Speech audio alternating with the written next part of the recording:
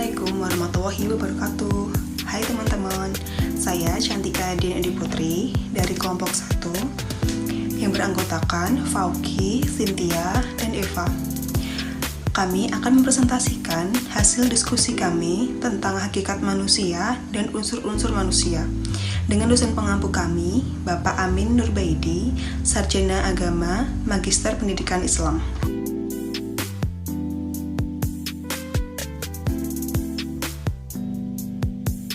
Yang pertama, hakikat manusia. Hakikat manusia menurut bahasa, hakikat berarti kebenaran atau sesuatu yang sebenar-benarnya atau asal segala sesuatu. Dalam artian, hakikat itu inti dari segala sesuatu yang menjadi jiwa. Jadi hakikat manusia adalah kebenaran atas diri manusia itu sendiri sebagai makhluk yang diciptakan oleh Allah Subhanahu wa Ta'ala. Sama dengan pengertian itu, mencari hakikat jasad, hati, roh, nyawa, ataupun rahasia. Hakikat manusia menurut pandangan umum. Pembicaraan manusia dapat ditinjau dalam berbagai perspektif, misalnya perspektif filsafat, ekonomi, sosiologi, antropologi, dan psikologi. Hakikat manusia menurut pandangan Islam dalam memahami ayat-ayat Allah dalam kesadaran akan hakikat dirinya. Manusia jadi mampu memberi arti makna hidupnya yang harus diisi dengan patuh dan taat pada perintah-perintah dan berusaha menjauhi larangan-larangan Allah.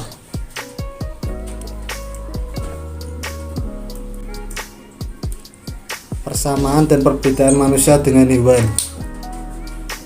1. Sama-sama makhluk ciptaan Allah. 2. Sama-sama diberi kebutuhan untuk makan dan minum. Sama-sama diberi hawa nafsu. Sama-sama diberi kebutuhan biologis atau seks.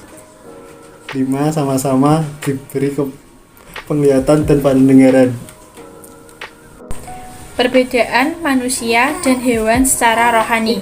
Manusia yang pertama diberi akal dan naluri sehingga manusia dapat memberikan yang baik dan yang salah. Yang kedua, diberi ruh dalam penciptaannya.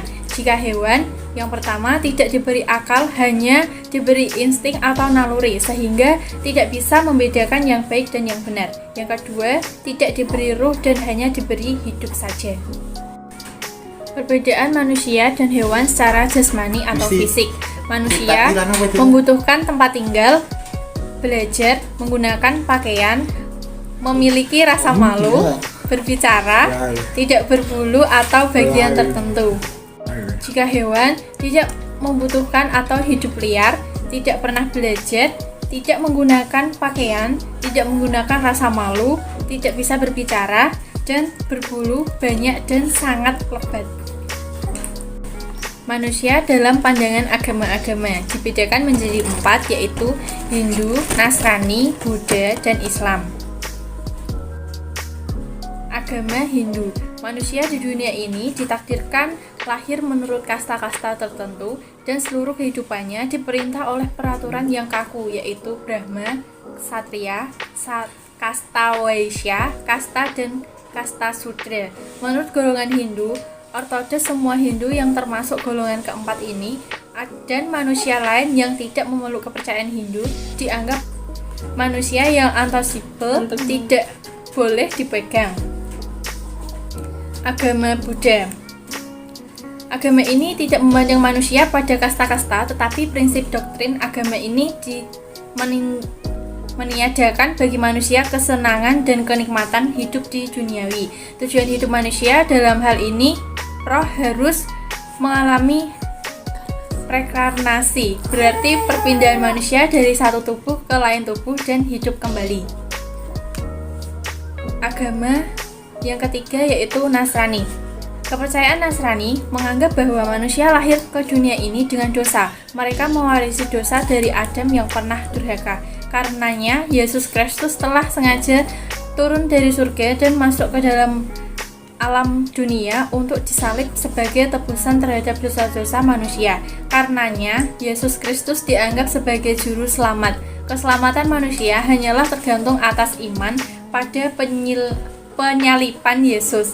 Cukup percaya saja atas penyalipan. Yang terakhir ada agama Islam. Dalam pandangan Islam, manusia didefinisikan sebagai makhluk mukallaf, mukarram, mukayyar, dan Muzak.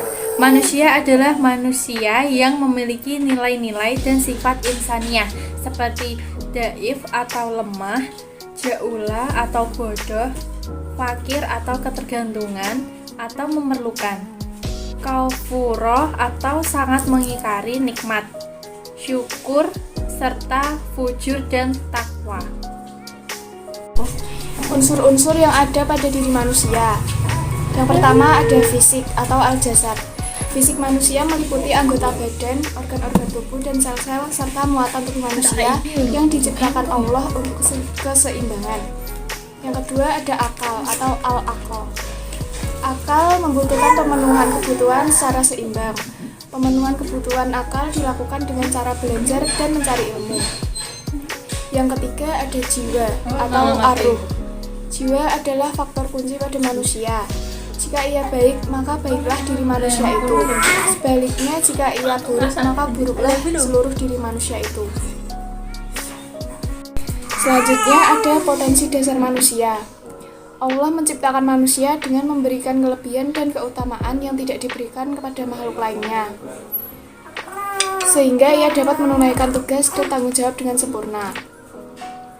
Ada potensi internal, adalah potensi yang menyatu dalam diri manusia itu sendiri, terdiri dari potensi fitriyah, potensi ruhiyah, potensi akliyah, dan potensi jasmaniyah. Yang pertama ada potensi fitriyah. Fitrah berarti ikhlas. Manusia lahir dengan berbagai sifat, salah satunya adalah kemurnian atau keikhlasan dalam menjalankan suatu aktivitas. Yang kedua ada potensi ruhiyah. Potensi ruhiyah merupakan potensi yang dilekatkan pada hati nurani untuk membedakan dan memilih jalan yang hak dan yang batil, jalan menuju ketakwaan dan jalan menuju kedurhakaan. Yang ketiga ada potensi akliyah. Potensi ini terdiri dari panca indera dan akal pikiran. Dengan potensi ini, manusia dapat membuktikan dengan daya nalar dan ilmiah tentang kekuasaan Allah. Yang keempat ada potensi jasmaniyah. Potensi jasmaniyah ialah kemampuan tubuh manusia yang telah Allah ciptakan dengan sempurna baik rupa, kekuatan, dan kemampuan. Kemudian ada potensi eksternal.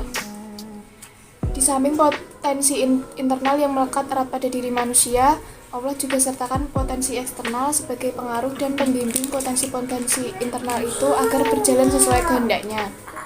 Potensi eksternal ini dibagi menjadi dua, yaitu potensi huda dan potensi alam.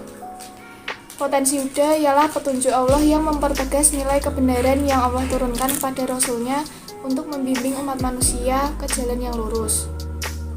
Yang kedua ada potensi alam. Potensi alam merupakan potensi eksternal kedua untuk membimbing umat manusia melaksanakan fungsinya. Tugas manusia yang pertama menjadi khalifah. Sebelum manusia diciptakan dalam Al-Quran, dijelaskan bahwa ada percakapan antara Allah dan malaikat mengenai penciptaan manusia pada surat Al-Baqarah ayat 30. Yang kedua, menyembah Allah. Sebagai hamba Allah, manusia adalah kecil dan tak memiliki kekuasaan. Oleh karena itu, tugas hamba Allah menyembah kepadanya dan berperasa diri kepadanya. Sekian presentasi dari kami. Jika ada kurangnya, kami minta maaf. Jika ada lebihnya, tidak usah dikembalikan karena kami orang yang ikhlas. Wassalamualaikum warahmatullahi wabarakatuh. Terima kasih.